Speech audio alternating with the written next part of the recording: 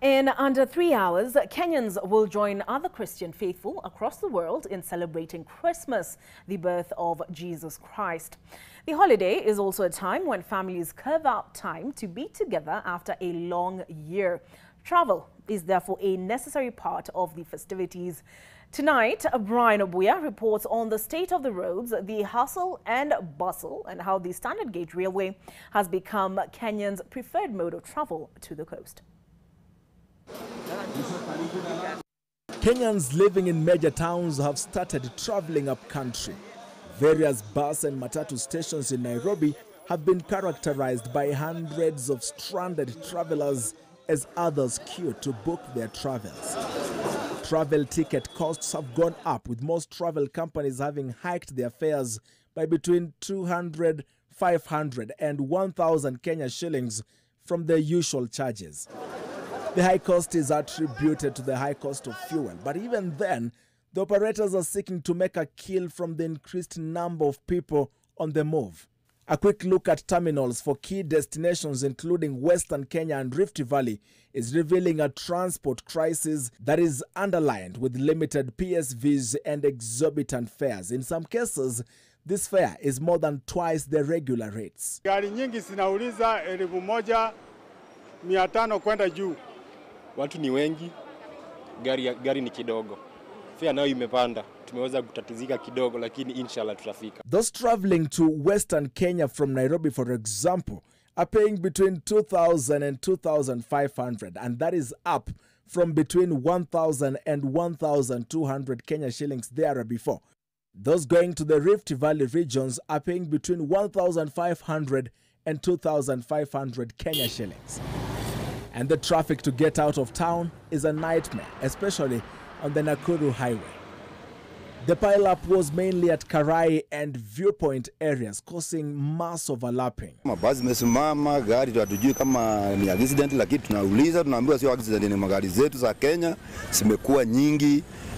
Tunafurahia kuwa mingi, lakini jamu sasa watu wameteseka kwa njia. Lakini tunashukuru kwa sababu engine ni mzuri, kwa sababu unapoenda movement hivi kwa sisi kama bwana biashara tunafurahi, lakini isipokuwa sasa hii jamu imetufungia kabisa, hatupati biashara. As thousands scramble for buses in Nairobi, the train is also ferrying thousands of customers. Our average is 7,200 people per day. Currently, we have expanded that to about 11,000 to 12,000 people per day. If you look at the cycle time, we are running 3 trains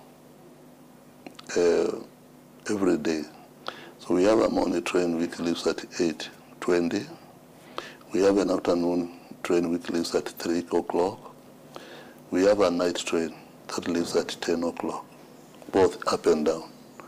So when we are leaving at 10 in Nairobi, we are also leaving at 10 in Mombasa. That number, when you look at it, and the numbers we are carrying, you are talking of about 12,000 people in the peak season. In our lower normal season, you are talking of 7,200 people. If you look at the total numbers, annually, we are targeting to do about 2.3 million passengers per year.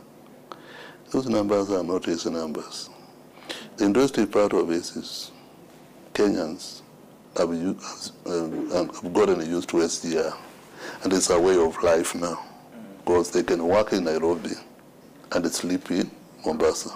Until 2017, Kenyans were yet to fully appreciate the significance of railway transport. When the standard gauge railway was launched in May 2017, it quickly became a popular means of movement. What have we done? Now if you look at Mombasa Road, we used to have a lot of problems and a lot of load carnage, a lot of problems, as you have said rightly, in 2019, 2018. The roads were not passable.